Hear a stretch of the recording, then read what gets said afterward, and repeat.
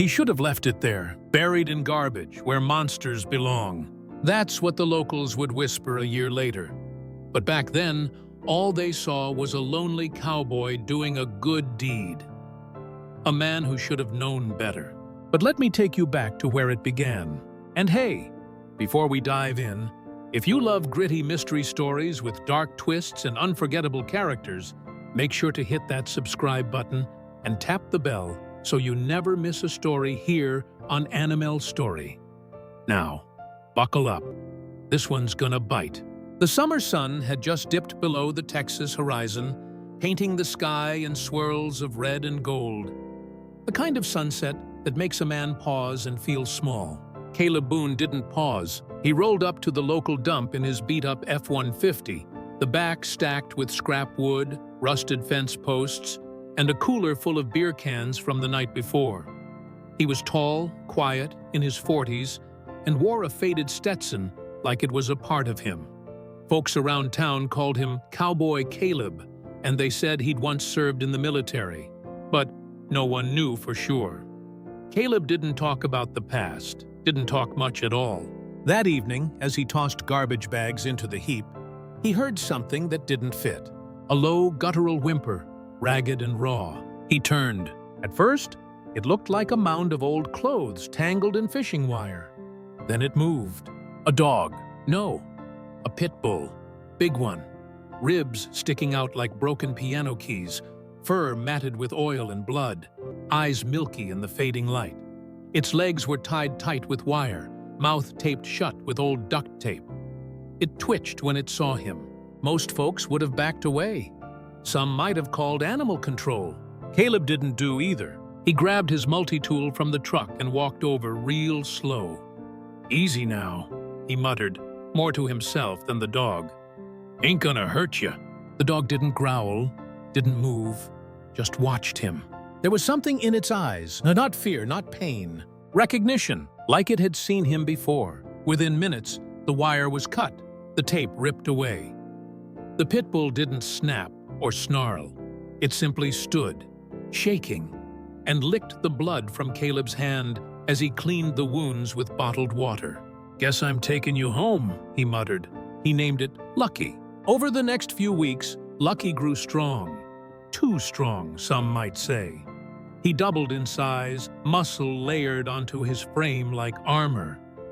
He never barked, never chased chickens. He just followed Caleb, step for step, always watching. The other ranchers were wary. "That's no mutt, Boone," Old Man Dorsey warned one morning at the feed store. "You sure you know what you're dealing with?" Caleb shrugged. "Dog ain't caused no trouble." Dorsey spat tobacco. "Not yet." But Caleb liked the quiet company. Lucky was loyal, smart, almost too smart. He knew how to open doors, unhook latches, even fetched Caleb's boots without being told. A couple times, Caleb caught Lucky staring at him in the middle of the night, not begging for food, not needing to pee, just staring, unblinking, like he was trying to remember something. Then came the first real sign that something wasn't right. One afternoon, Caleb had a buddy from out of town drop by. The guy leaned too close to Lucky, tried to pat his head. In a flash, the dog lunged, didn't bite, but came damn close. The growl sounded like it came from deep underground. Caleb had to drag Lucky back by the collar. The dog didn't apologize, didn't look ashamed, just locked eyes with Caleb like he'd been testing him. That night, Caleb sat on the porch, a beer in one hand, rifle leaning against the rail. Lucky was lying in the dirt, moonlight dancing in his cold, glassy eyes. "You ain't normal," Caleb whispered. Lucky blinked once and smiled. A dog should never smile. Caleb Boone had seen war. He'd seen men scream with their insides on the outside, watched friends disappear in plumes of dirt and fire. He thought nothing could shake him anymore. Thought he'd left the worst behind, somewhere in a desert no one talked about. Then came Lucky, and Lucky didn't scream, didn't bark, didn't flinch. It was about 3 months since he found the pit bull in the dump. Lucky was healthy now, coat slick, shoulders thick, eyes clearer than glass. But there was something under that calm, something simmering. One night, the wind kicked up real bad. Dust storm rolled through the valley.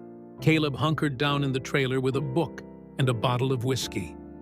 Lucky lay at the door, motionless, like a stone statue. Then, boom, thunder cracked, a loud one. Caleb jumped. Lucky didn't. No flinch, no twitch. Instead, he stood up, walked to the window like a man, stared into the dark like he was expecting something to come for him. Caleb tilted his head. "You all right, bud?" No answer, of course, but Lucky didn't sit back down. He stood there the rest of the night, not guarding, waiting.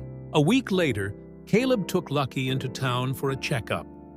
The vet's office was tucked between a pawn shop and a bail bonds place, small town style. Inside, the vet's assistant, a young girl named Rachel, went to scan Lucky for a microchip. Beep! Rachel frowned, scanned again. Beep, same look. Problem? Caleb asked. She turned the screen toward him. The chip wasn't registered to any vet clinic. It was military, specifically private contractor military. Classified level clearance. Never seen this before, Rachel whispered. This ain't your regular home-again chip. You sure this dog's just a stray? Caleb's stomach turned. He thanked her, left without a word, drove straight home. Didn't speak a damn syllable the whole ride. Lucky rode in the bed of the truck, still as a ghost. That night, Caleb pulled out his old military laptop from a locked case under the floorboards. The one he hadn't touched in 7 years.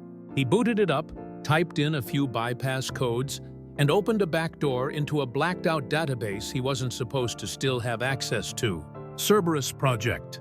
The files weren't long, just a few grainy photos and debrief notes. All dogs, all pit bulls, modified for behavioral reconditioning. One line made his blood run cold. Subject 07.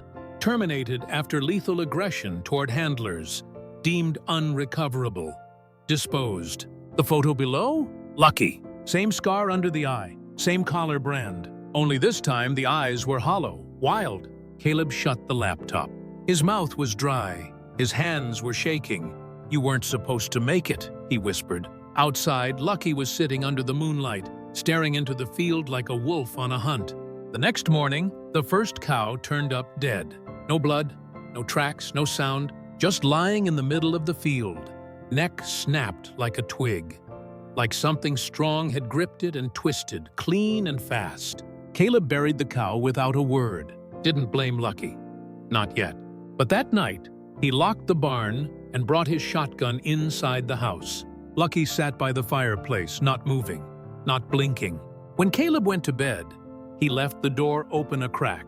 At 3:21 a.m., he woke up to the sound of breathing. Not snoring, breathing. Heavy, wet, close. He opened his eyes. Lucky was at the foot of the bed, staring again. Chest rising, falling. Too calm, too focused. Caleb's voice cracked. "What are you?" Lucky tilted his head, then slowly smiled. And once again, a dog should never smile. Caleb Boone wasn't afraid of much. He'd once faced gunfire without flinching, had tracked men through jungle mud, and smoked cigarettes on rooftops while mortars dropped nearby. But that morning, he didn't step off his porch. He just stood there in the doorway, holding a cup of black coffee that had gone cold in his hand, watching Lucky. The dog hadn't moved all night, still sitting in the exact same spot in the yard, still staring at the same patch of grass. That patch of grass? It was where Caleb buried the cow, the one with the broken neck. He finally stepped out around noon, walked over slow like approaching a loaded trap.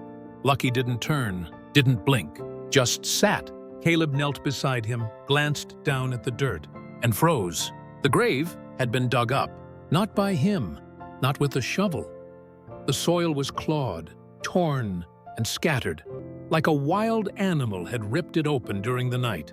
And the cow? Gone, every damn piece of it. That night, Caleb chained Lucky to a metal post in the barn. No collar this time, harness, double-wrapped. bolted into the concrete. Lucky didn't resist, didn't bark, didn't growl, just sat down in the corner and watched him leave. Caleb hated it, hated locking the dog up, but something was twisting in his gut. Some survival instinct that hadn't spoken to him in years. That old whisper that kept you breathing in enemy territory. It told him, "This ain't your dog anymore." Around 2 a.m., the whisper turned into a scream. Caleb jolted awake to a deep, metallic groan, like something heavy being bent the wrong way. Then, snap, the sound of a chain breaking. He grabbed the shotgun from under the bed and ran to the barn barefoot, heart hammering in his chest. The barn door was wide open. The chain? Shattered. Harness? Still locked, but twisted, torn to the knees, and dangling from a bent metal post like spaghetti. Lucky was gone. Caleb searched the ranch with a flashlight, calling out, voice cracking, "Lucky, come on, boy!" Nothing but the whistle of wind through mesquite trees. Then, crunching. Behind the woodshed, he crept around the corner, shotgun raised. That's when he saw it. A coyote, or what was left of one, ripped in half. Ribs snapped open like a Thanksgiving wishbone. And beside it, Lucky, covered in blood, not eating, not panting, just standing over the carcass like it was an offering. When he saw Caleb, he didn't run, didn't lower his head. He smiled again, that same awful human smile. Then he sat down, tilted his head, and waited. Caleb didn't sleep the next night, didn't even try. He sat in his truck with the shotgun across his lap, windows down, a thermos of black coffee steaming beside him. Around 4 a.m., Lucky padded up beside the truck and just stared through the window. No bark, no wag, just eye contact. 5 long seconds. Then he walked back into the dark. The next day, Caleb drove to Amarillo. Took him 2 hours to find a contact from his past, an old military buddy who still owed him a favor. Guy worked in private security now, had a greasy strip mall office and a scar that ran from his eyebrow to his throat. "I need info," Caleb said. He slid over a photo of Lucky, printed from his phone. The guy raised an eyebrow. "You sure about this?" "No," Caleb said, "but I need it anyway." The man typed on a battered laptop, pulled up something from a drive that didn't have a name. When the file opened, Caleb didn't blink. A grainy video. 2 men in black body armor standing in a room with white walls. One was holding a leash. On the other end, Lucky. Younger, thinner, but unmistakable.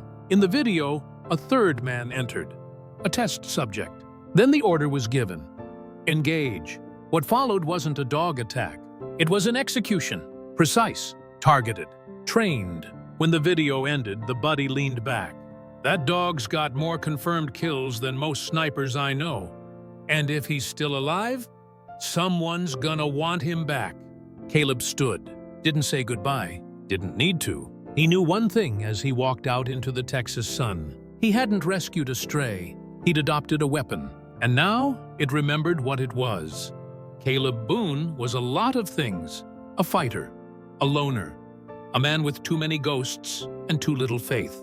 But more than anything, he'd always believed one thing. You don't kill what you save. That line, that belief, it had kept him human. But now that line was getting thinner. And Lucky was standing right on the edge of it. The drive back from Amarillo was quiet. Too quiet. Flat Texas land stretched out in every direction. Sun beating down like a spotlight on a stage that only he and Lucky seemed to be standing on. In the bed of the truck lay his gear. A tranquilizer gun he borrowed from an old vet. High-strength sedatives, a steel cage that cost him half a month's savings. He wasn't going to kill Lucky. Not yet. But he was done pretending this was a pet. Back at the ranch, everything felt too still. No birds, no rustling, just heat and silence. He checked the barn. Empty. Checked the chicken coop. No feathers, but the hens were hiding, pressed against the farthest corners like something had sniffed them out and decided to wait. He walked the perimeter. That's when he saw it. A boot print, but not his. Too wide, too deep. There'd been someone on his land. Caleb circled back to the house and stopped dead in his tracks. The front door was open. He hadn't left it that way. Shotgun raised, he stepped inside. Nothing looked touched. No drawers open, no furniture overturned. But something was off. Subtle, like the smell in the air, chemical, metallic. Then he saw it, the photo on the mantel, his old unit. 12 men standing shoulder to shoulder in desert camo.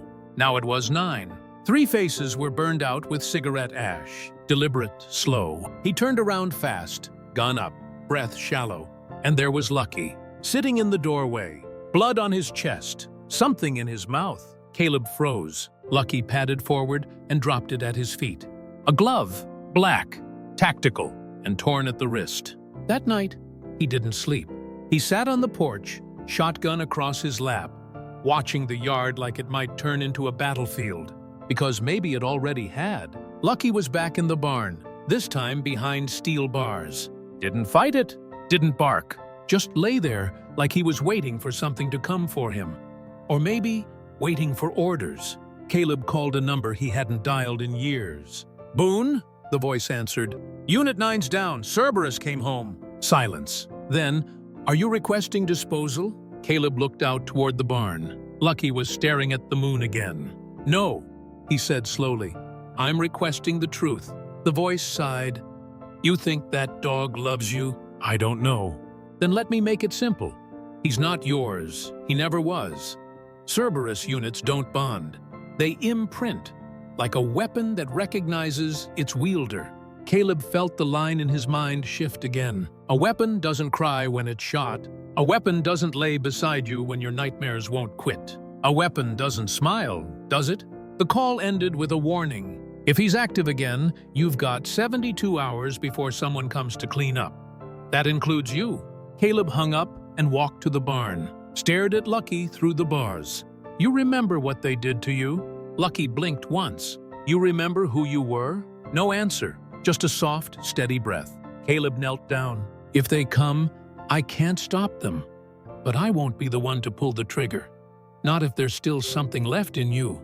Lucky pressed his head to the cage bars, slow and careful. For the first time in days, Caleb reached out, laid his hand on that broad, scarred head, and Lucky didn't bite, didn't growl, just closed his eyes. That night, the wind howled like a freight train through the valley. And somewhere out there, past the hills, black SUVs were already rolling in. At exactly 4:17 a.m., the coyotes stopped howling. That's when Caleb Boone knew they were here. He stood on the front porch, cup of black coffee in one hand, lever-action rifle across his back. His breath fogged in the chill, even though summer was still clinging to the dirt. The desert was quiet in that unnatural way, like the land itself was holding its breath. And then he saw the lights. 4 black SUVs, no plates. Dust kicking up behind them. They weren't speeding, no sirens, just coming, like they'd already decided what was going to happen.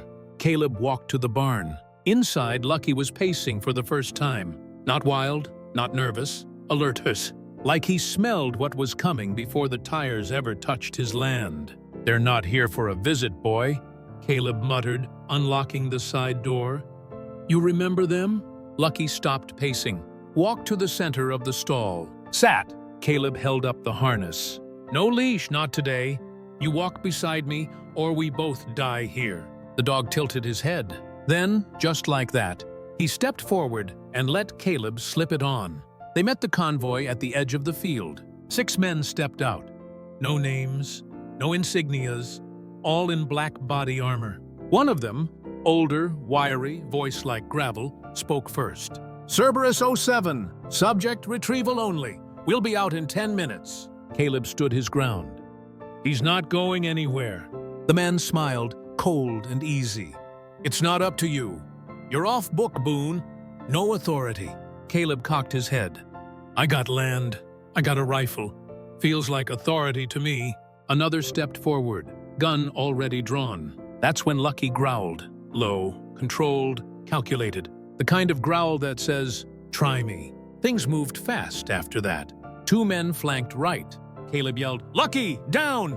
And for the first time since this mess started, Lucky obeyed. The dog dropped like a soldier under fire. Caleb took the shot. Boom! Warning round into the dirt. The men hesitated. That's all he needed. "You don't want this fight." Caleb shouted.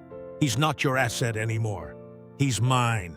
The lead man raised his hand. Everyone froze. He stepped forward slowly, eyes locked on Lucky. Then he pulled something from his pocket. A black device, small, button in the center. "No one owns a Cerberus, you just press play." Caleb's finger tightened on the trigger. "Don't," he warned. Too late. Click! A sharp tone emitted from the device. Lucky stiffened, tensed like an animal hit with electricity. Then his head turned toward Caleb, eyes wide, mouth twitching.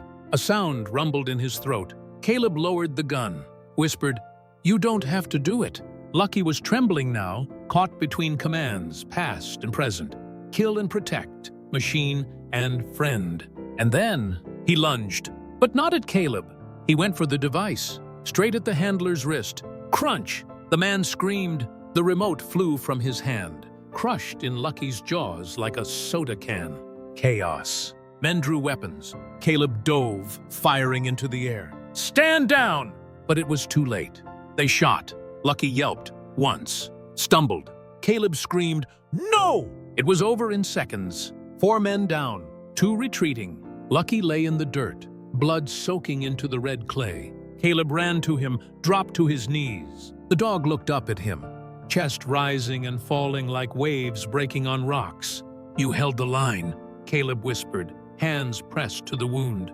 Lucky's tail moved. Once, then still. He buried Lucky under the mesquite tree near the field, the same tree he used to sit under when the heat got too much. No grave marker, no nameplate. Just a collar, nailed to the bark. Lucky. The government never came back. No agents, no calls. They got their answer. Whatever Cerberus 07 had been, it was gone now. Weeks later, Caleb sat on the porch, sun setting low behind the hills. Chickens clucked lazily in the yard. The world had gone quiet again. But sometimes, late at night, when the wind rustled just right, he could swear he heard claws on wood, could almost feel the weight of a head resting on his boot. And maybe, just maybe, that line he swore he'd never cross? He didn't. Because Lucky wasn't just something he saved. Lucky was the one who saved him. The ranch got real quiet after Lucky died. Not just the regular kind of country quiet. Wind in the grass, chickens pecking, old trees creaking in the heat. This was deeper, like the land itself was waiting, holding its breath. Caleb Boone didn't speak much in those weeks. Didn't ride into town. Didn't take calls. Folks figured he was grieving the dog. But it wasn't just grief. It was something else, something bigger. Every morning, he still filled Lucky's bowl.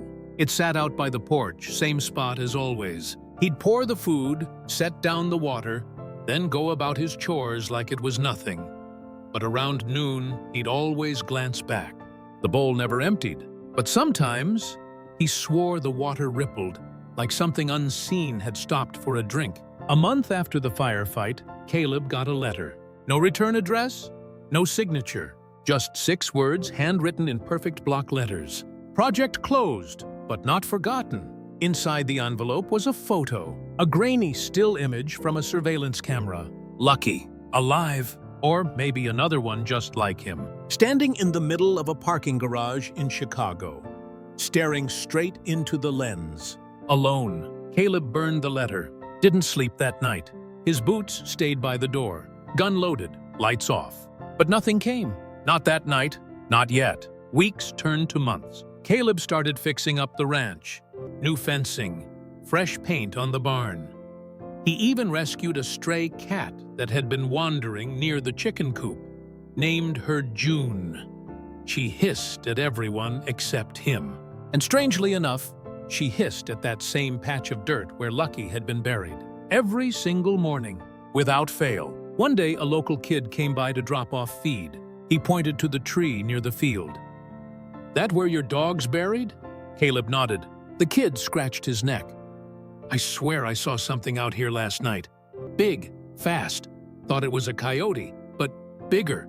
Caleb said nothing, just looked at the bowl by the porch. It was empty, for the first time in 3 months. That night, Caleb stood by the grave. The mesquite tree rustled above. He could feel it again. That hum in the air. that stillness. He knelt beside the dirt, placed a hand on the ground, closed his eyes, whispered, "You out there?" No answer, no sound. But then, a paw print. Fresh, large, right beside his boot. Caleb didn't tell anyone, didn't try to explain. He just left the porch light on every night after that, and the bowl stayed full. You know, they say dogs never really leave us. That when the bond is strong enough, they hang on, protect, linger. But what happens when the dog isn't really a dog?